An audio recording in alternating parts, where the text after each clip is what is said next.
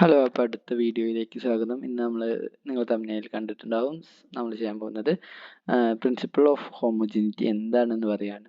So എന്താണ് ആ സാധനം? നമ്മൾ കുറേ കണക്ക് ചെയ്യുന്നു, അത് ചെയ്യുന്നു, ഇത് ചെയ്യുന്നു, അതിനൊക്കെ അപ്പുറം എന്താണ് ആ സംഭവം ഇതിൻ്റെ കുറച്ച് കൺസെപ്റ്റ് ഞാൻ കൺസെപ്റ്റ് വൈസ് ആണ് പറയുന്നത് എന്ന് ഫസ്റ്റേ പറഞ്ഞിട്ടുണ്ട്. സോ കുറച്ച് കൺസെപ്റ്റ് എന്താണെന്ന് മനസ്സിലാക്കാനുള്ളത്. സോ അതിന് ഫസ്റ്റായിട്ട് ഞാൻ പറയുന്നത് എന്താണ് dimension of A physical quantity എന്നാണ്. ഒന്നുമില്ല, ഡയമെൻഷൻ എന്ന് വെച്ചാൽ നമ്മളൊരു ഫിസിക്കൽ നമുക്കറിയാം ഫിസിക്സിൽ ഇപ്പോൾ നൗ ഡേയ്സ് യൂസ് ചെയ്യുന്നത് യൂണിറ്റ് സിസ്റ്റം ഓഫ് യൂണിറ്റ്സ് ആണ്, സിസ്റ്റം ഇന്റർനാഷണൽ. സോ അതിലാകപ്പാടെ 7 ബേസ് യൂണിറ്റ്സ് ആണ് ഉള്ളത്. അതിനൊക്കെ ഡയമെൻഷൻസ് ഉണ്ട്. അതായത് length, mass, time, electric current, thermodynamic, temperature, luminous intensity, ഇതിനൊക്കെ ഈ ലെങ്ത് തൊട്ട് ഈ ഏഴ് ഡയമെൻഷൻസ് യൂസ് ചെയ്ത് നമ്മൾ ഇതിൽ നിന്ന് ഡിറൈവ്ഡ് ക്വാണ്ടിറ്റീസ്, അതായത് ഇപ്പോൾ ലെങ്ത് എന്നാണ് നമ്മൾ ഏരിയ ഉണ്ടാക്കുക, ലെങ്ത് ടൈം യൂസ് ചെയ്ത് ആക്സിലറേഷൻ, വെലോസിറ്റി, അങ്ങനെ കുറേ സാധനങ്ങൾ നമ്മൾ ഇത് യൂസ് ചെയ്തിട്ടാണ് ഡിറൈവ് ചെയ്യുന്നത്. സോ ഇതിനെ നമ്മൾ റെപ്രസെൻറ്റ് ചെയ്യുന്നത് ഇങ്ങനെയാണ്. ഇപ്പോൾ ലെങ്ത് ബൈ ടൈമാണ് നമുക്ക് വെലോസിറ്റി ആയിട്ട് കിട്ടുക. അപ്പോൾ L/T എന്ന് പറഞ്ഞിട്ട് വരും. കാരണം ഇവിടെ നമ്മൾ ഈ L യൂസ് ചെയ്തിരുന്നു ബൈ ടി, ടൈമിൻ്റെ T. So L/T or LT⁻⁻1 അങ്ങനെയാണ് നമ്മളുടെ ഡയമെൻഷൻ വരിക. അപ്പോൾ ഒരു ഫിസിക്കൽ ക്വാണ്ടിറ്റിയുടെ ഡയമെൻഷൻ നമ്മൾ കണ്ടെത്തണമെങ്കിൽ ജസ്റ്റ് നമ്മൾ അതിൻ്റെ ഒരു ഇക്വേഷൻ ഉണ്ടാവും. ബേസ് ക്വാണ്ടിറ്റീസ് നിന്ന് ഡിറൈവ് ചെയ്ത് വന്ന എങ്ങനെയെന്നുള്ളൊരു ഇക്വേഷൻ ഉണ്ടാവും. ആ ഇക്വേഷനിൽ നമ്മൾ ഈ ചെങ്ങായിമാരെ ഒന്ന് സ്ക്വയർ ബ്രാക്കറ്റിൽ ഇട്ട് കൊടുത്താൽ മതി. സോ നമുക്ക് കിട്ടും dimension of A physical quantity are the powers exponents to which the base quantities are raised to represent that quantity. So ഇത്രയേ ഉള്ളൂ പറയാനുള്ളത്. കാരണം ഇപ്പോൾ ലെങ്ത് ഇൻറ്റു ലെങ്ത് ആണ് വരിക. ഏരിയ എന്ന് പറയുമ്പോൾ അത് ലെങ്ത്തിൻ്റെ സ്ക്വയർ ആയിട്ട് വരും. അത് ലെങ്ത് പറയുകയാണെങ്കിൽ രണ്ടും ഡയമെൻഷനലി ലെങ്ത് ആണല്ലോ. ഏരിയയുടെ രണ്ട് സൈഡ് ലെങ്ത് ഇൻറ്റു ലെങ്ത് എന്ന് പറയുമ്പോൾ L² ആവും അതിൻ്റെ ഡയമെൻഷൻ. സോ അങ്ങനത്തെ കുറച്ച് കാര്യങ്ങളാണ്, അതൊക്കെ നിങ്ങൾക്ക് മനസ്സിലാക്കാവുന്നതേ ഉള്ളൂ. സോ പ്രിൻസിപ്പിൾ ഓഫ് ഹോമോജിനിറ്റിനെ കുറിച്ചിട്ടാണ് ഞാൻ കുറച്ചും കൂടി പറയാൻ വന്നിട്ടുള്ളത്. ഇതൊക്കെ നമുക്ക് സ്കിപ്പ് ചെയ്തൊക്കെ ജസ്റ്റ് നിങ്ങളൊന്ന് വായിച്ചു നോക്കിയാൽ ഡയമെൻഷണൽ ഇക്വേഷൻ എല്ലാ കാര്യങ്ങളും ഉണ്ട്. അപ്പോൾ ഇതിൽ വെലോസിറ്റിയിൽ volume L3, velocity L⁻⁻1, force mL⁻⁻2, rho എന്ന് പറഞ്ഞ ഡെൻസിറ്റി ആണ് mL⁻⁻3. സോ അങ്ങനത്തെ കാര്യങ്ങളൊക്കെ ഉണ്ട്. ഈ പ്രിൻസിപ്പിൾ ഓഫ് ഹോമോജിനിറ്റിയിൽ വരുമ്പോൾ ഇപ്പോൾ അതിനു മുന്നേ ഞാൻ പറയാം, എനിക്ക് ഏറ്റവും ഇഷ്ടപ്പെട്ട ഒരു മാഷിൻ്റെ ഒരു ഡയലോഗ് പറയാം. അതായത് 2 ചക്കയും 4 മാങ്ങയും കൂട്ടി 6 ചമാങ്ങയില്ല. അത് ഇപ്പോൾ പറയുകയാണെങ്കിൽ നമുക്ക് ഒരേ സാധനങ്ങളെ മാത്രമേ കൂട്ടാനോ കുറയ്ക്കാനോ പറ്റൂ.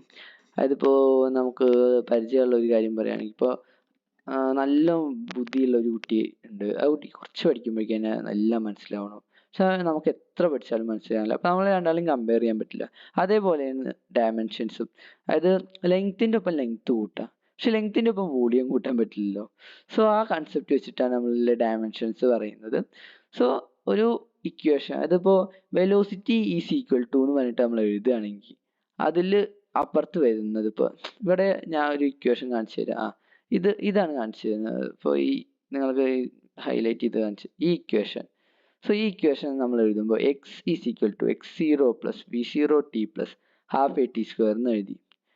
പക്ഷേ ഇവിടെ ഈ പ്ലസ് എന്ന് പറഞ്ഞിട്ട് നമ്മൾ എഴുതുന്നുണ്ട്.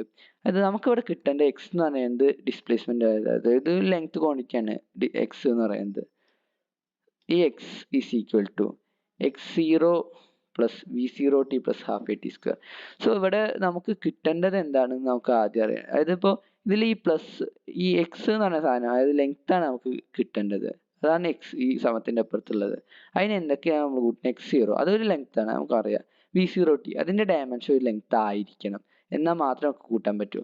അല്ലെങ്കിൽ ചക്കി മാങ്ങിയും കൂട്ടിയിട്ട് ചമാങ്ങ എന്ന് പറയുന്ന പോലെയോ.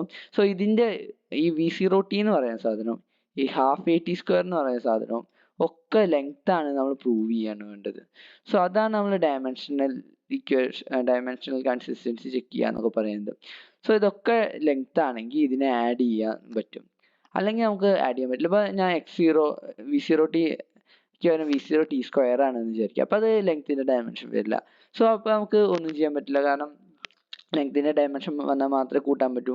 സോ ഇത് ഒരു ഇക്വേഷൻ കറക്റ്റ് ആണോ എന്ന് ചെക്ക് ചെയ്യാൻ നമുക്ക് അങ്ങനെയാണ് യൂസ് ചെയ്യുക. പക്ഷേ ഈ ഡയമെൻഷണൽ കൺസിസ്റ്റൻസി നോക്കിക്കൊണ്ട് മാത്രം ഒരു ഇക്വേഷൻ കറക്റ്റ് ആവില്ല എന്നുള്ള ഒരു പോയിന്റ് ഉണ്ട്. അതിന് ശേഷം കുറച്ച് ഡീറ്റെയിൽ ആയിട്ട് തന്നെ പറഞ്ഞിട്ടുണ്ട്. കാരണം ഇത് നമുക്ക് if an equation fails this consistency test ഞാൻ ഹൈലൈറ്റ് ചെയ്യുക, it will be proved wrong. കാരണം ഇതിൽ തെറ്റിച്ച എന്തായാലും ഇക്വേഷൻ തെറ്റാണ് നമുക്ക് ഉറപ്പിക്കാം. പക്ഷെ ഇതിൽ പാസ്സായെന്ന് വിചാരിച്ചിട്ട് നമുക്ക്, കാരണം ഇതിൽ കോൺസ്റ്റന്റുകൾ എന്നും പരിഗണിക്കില്ല. അപ്പോൾ ഈ ഹാഫ് AT² എന്നുള്ളതിൽ ഹാഫിനെ നമ്മൾ ഈ ഡയമെൻഷൻ നോക്കുമ്പോൾ പരിഗണിക്കില്ല. സോ ഈ ഹാഫിനെ അപ്പോൾ നമ്മൾ ഹാഫ് കൊടുക്കണേ പകരം 4 എന്ന് കൊടുത്താലോ 5 എന്ന് കൊടുത്താലോ ഒന്നും നമുക്ക് കണക്ക് ചെയ്യുമ്പോൾ, അതായത് ഈ ഡിസ്പ്ലേസ്മെന്റ് ചെയ്യാനുള്ള കണക്കിലോ ഒക്കെ തെറ്റുത്തരാണ് കിട്ടുക. സോ അവിടെ ഇക്വേഷൻ കറക്റ്റ് ആണോ എന്ന് നമുക്ക് ജസ്റ്റ് ചെക്ക് ചെയ്യാം. ഇതിൽ തെറ്റാണെന്ന് തെളിഞ്ഞു വെച്ചാൽ എന്തായാലും നമ്മുടെ ഇക്വേഷൻ തെറ്റായിരിക്കും. പക്ഷെ ഇതിൽ ശരിയാണെന്ന് തെളിഞ്ഞുകൊണ്ട് ഒരിക്കലും നമ്മുടെ ഇക്വേഷൻ ശരിയാവില്ല. അത് ശരിയാവാൻ സാധ്യത ഉണ്ട് എന്ന് പറയാം, അതല്ലാതെ നമുക്ക് ഇത് ശരിയാണെന്ന് തീർത്ത് പറയാൻ കഴിയില്ല എന്നുള്ളതാണ് മെയിൻ പോയിന്റ്. സോ ഇന്ന് ഇത്ര ചെറിയ ഷോർട്ട് ആയിട്ടുള്ള ഒരു വീഡിയോ ആണ്, ചെറിയൊരു കൺസെപ്റ്റ് ആണ് ഇത്. എങ്കിലും നമുക്ക് വളരെ കാരണം നമ്മൾ ഫിസിക്സിൽ ഡീൽ ചെയ്യുന്ന എല്ലാ ഇക്വേഷനിലും നമുക്ക് ഇത് അപ്ലൈ ചെയ്യാൻ പറ്റുന്നതാണ് പ്രിൻസിപ്പിൾ ഓഫ് ഹോമോജനിറ്റി. കാരണം അത് പ്രിൻസിപ്പിൾ ഓഫ് ഹോമോജനിറ്റി അപ്ലൈ ചെയ്ത് അത് ആക്സെപ്റ്റ് ചെയ്യുന്ന ഒരു ഇക്വേഷൻ മാത്രമേ നമുക്ക് പഠിക്കാനുണ്ടാവൂ.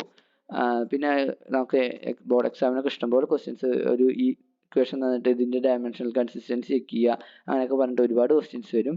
പിന്നെ ഇനി time period of simple pendulum ഇത് വെച്ച് കണ്ടുപിടിക്കാനുള്ള ഒരു കണക്കും കൂടി നമുക്കുണ്ട്. സോ അത് ഞാൻ ഇനി അടുത്ത വീഡിയോയിൽ ചെയ്യാം. അപ്പോൾ ഓക്കെ, ഗുഡ് ബൈ.